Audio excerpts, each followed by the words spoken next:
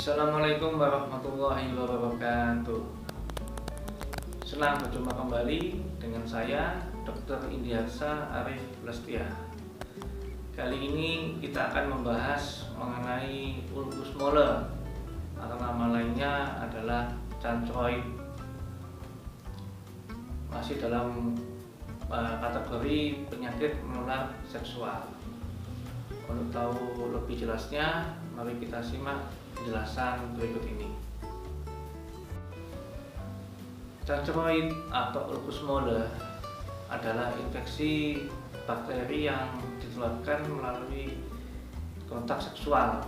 Jadi ini adalah menular, termasuk kategori ulcus. Ulcus molle disebabkan oleh bakteri Haemophilus ducreyi.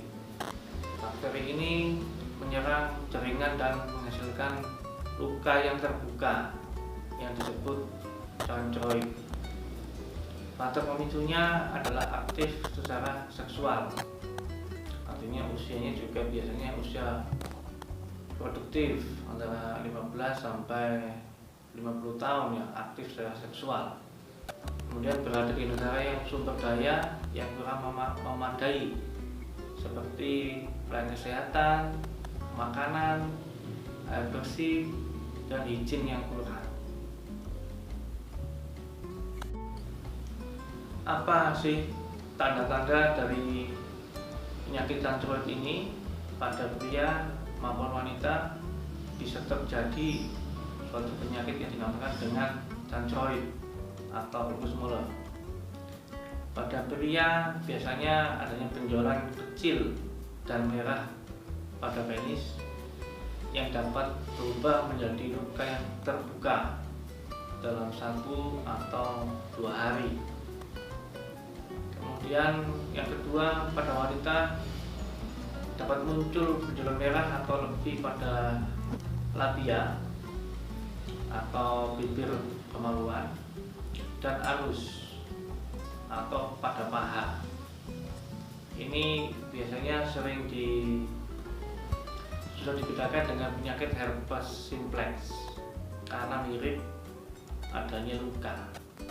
Tetapi pada ulcus molle biasanya lukanya lebih kotor dan sakit sekali. Berbeda dengan sipilis juga. Kalau pada sipilis lukanya tidak sakit dan bersih biasanya, bahkan dipegang lukanya tidak sakit. Kalau herpes masih sakit tetapi tidak kotor.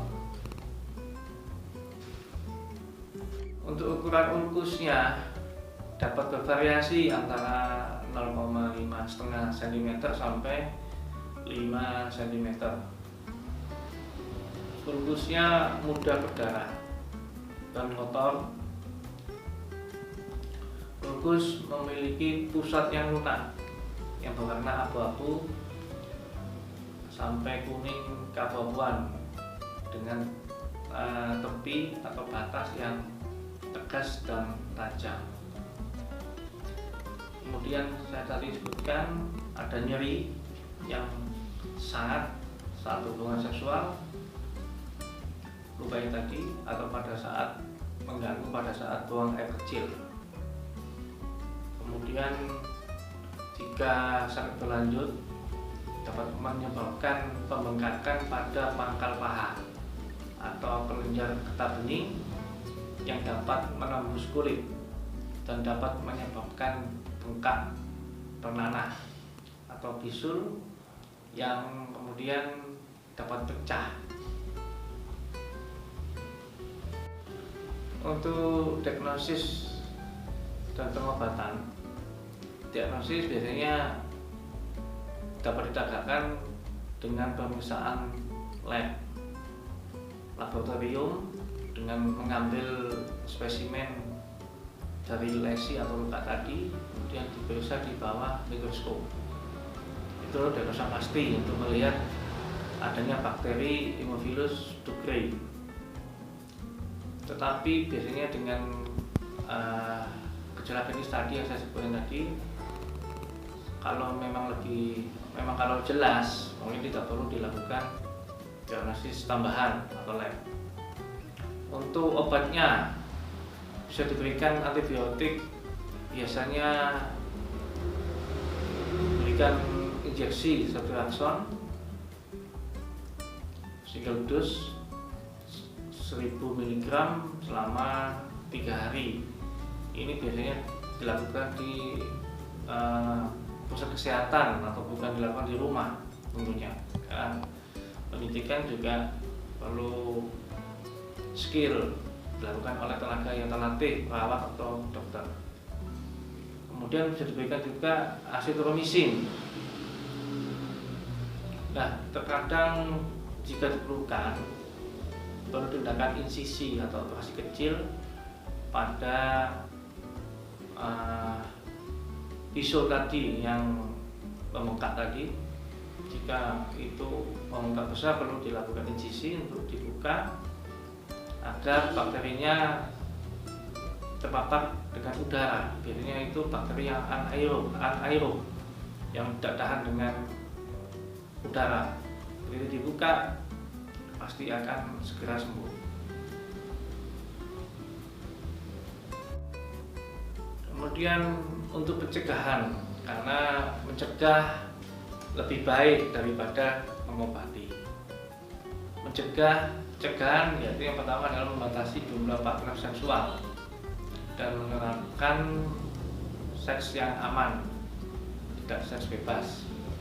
Kemudian kedua, menghindari aktivitas yang berisiko tinggi yang dapat menyebabkan cancroid. Misalnya jangan berhubungan dengan, mohon maaf, dengan PSK, pekerja seks komersial, karena mereka biasanya profesinya sudah seperti itu, jadi risikonya lebih tinggi. Kemudian yang ketiga adalah mengingatkan orang yang pernah atau yang masih jadi pasangan untuk dites jika dia berisiko tinggi untuk adanya penyakit menular seksual. Bisa ke klinik atau dokter spesialis kulit dan kelamin. Kita bisa screening semua. Kemudian untuk diagnosa banding tadi saya sebutkan tadi, yang paling dekat dengan mirip dengan kasus seperti ulcus molar atau makroid adalah sipilis. Sipilis sudah saya jelaskan di video saya sebelumnya, jadi silakan disimak bagaimana sipilis itu, tentang lesinya dan stadiumnya. Itu mirip dengan ulcus molar, bedanya sipilis tidak nyeri dan lukanya bersih biasanya. Yang kedua, yang paling mirip adalah herpes simplex. Itu biasanya mirip dengan lesi seperti ini, cuman tidak ada tepi yang menggaung atau tepinya tidak tegas, tajam, biasa, ya. Kemudian tidak terlalu kotor, tidak terlalu nyeri juga sama, tapi bentukannya yang khas adalah tepi yang menggaung. Nanti itu belum saya buat videonya, nanti saya buatkan videonya. Tunggu di episode selanjutnya untuk kita bahas mengenai herpes simplex. Terima kasih atas perhatiannya semua teman-teman dan dukungannya. Alhamdulillah mulai 3 minggu lalu video ini, channel ini sudah dapat monetize dari YouTube, dan saya harap dukungannya semua pada teman-teman untuk subscribe dan share agar lebih semangat saya membuat video ini. Kesimpulannya, tetap jaga kesehatan, terutama mengenai perilaku seksual yang aman. Untuk itu saya harapkan semuanya lebih sedikit paham mengenai ilmu-ilmu ini. Makanya saya jelaskan, kalau ada ilmu paling nggak kita lebih paham apa sih bahayanya itu. Terima kasih. Wassalamualaikum warahmatullahi wabarakatuh.